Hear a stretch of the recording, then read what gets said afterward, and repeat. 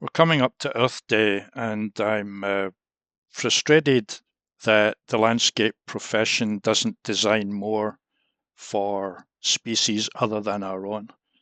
Why are our urban areas virtually like deserts when it comes to supporting biodiversity?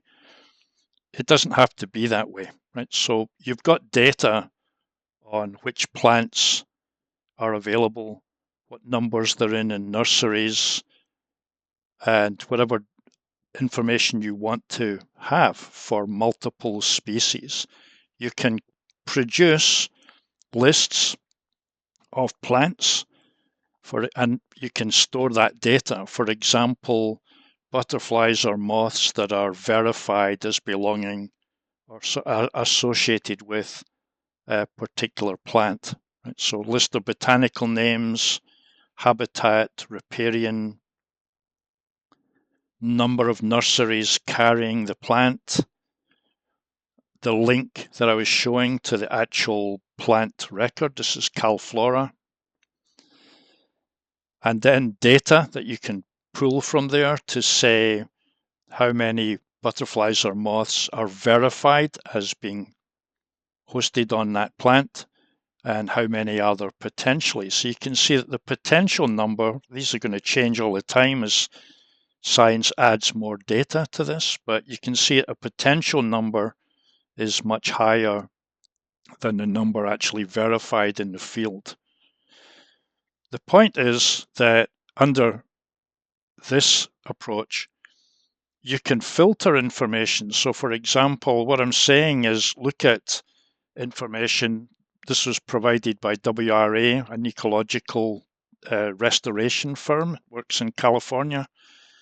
And the different fields that I've got are, is it hosted by butterflies or moths? The potential number. So I can go in and I could say, I'm only interested in getting the most value I can get. So let's start by just saying more than 20 species that are verified. Number of nurseries, so that if I was not using seed would be an option, but if I'm not using seed, I could go out and I say, okay, I need to have at least, I'm just going to assume 10 nurseries that are carrying that plant. And then what zone is it in? So for this a particular project here in the East Bay, zone 17. So looking at that, these are the plants that I would have, and I can see that I've got, assorted information to show me where I'm going to get most bang for my buck, if you like. If I'm just doing a backyard,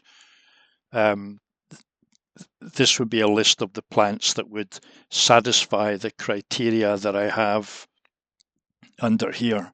And it will be live, so as the data changes or as the filter changes, let's say I reduce my desired number of species that are being supported,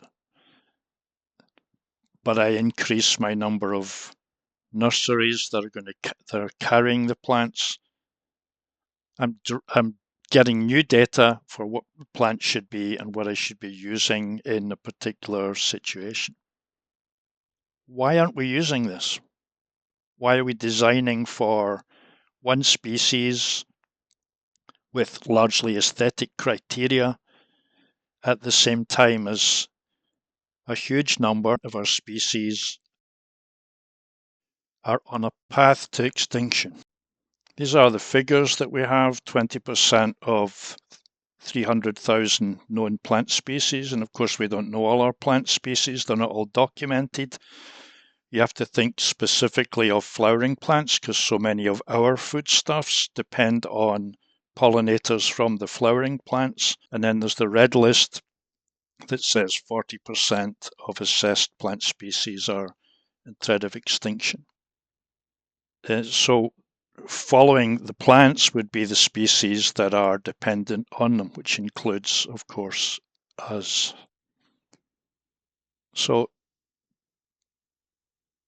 I'm at a loss to explain why it's taking so long to get a focus on climate change and the need to improve biodiversity. We're fortunate at the ASLA that we have people that are focused on this and are contributing their expertise.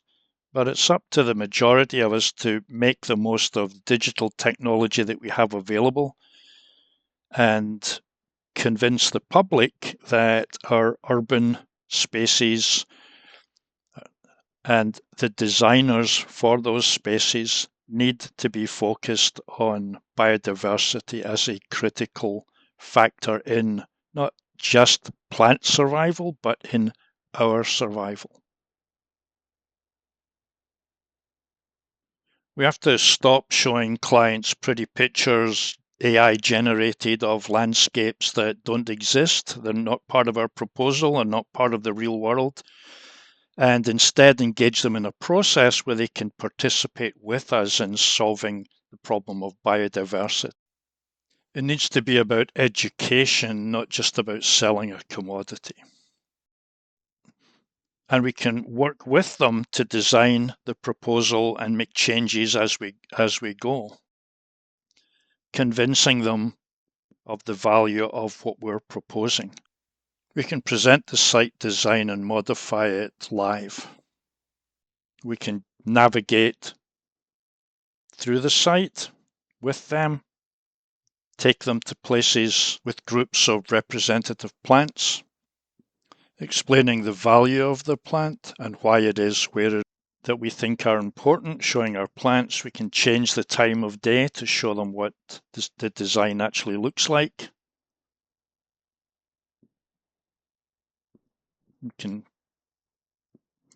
But we can be convincing in our approach because we have the data and we have the graphics. The two things that BIM offers, building information offers, is it can be three-dimensional, parametric model of a real-life situation that leverages data to make it more meaningful in our design proposals.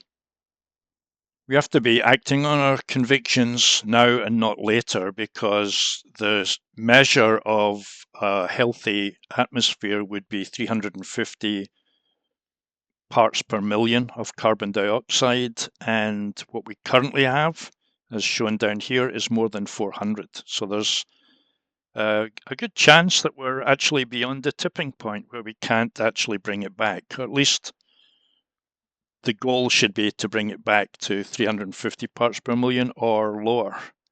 And one of the ways of doing that would be to let nature provide the solution by ecosystems that are self-sustaining and not continue our path of an eclectic mix of exotic plants that have aesthetic value to us and do very little for the environment or our biodiversity.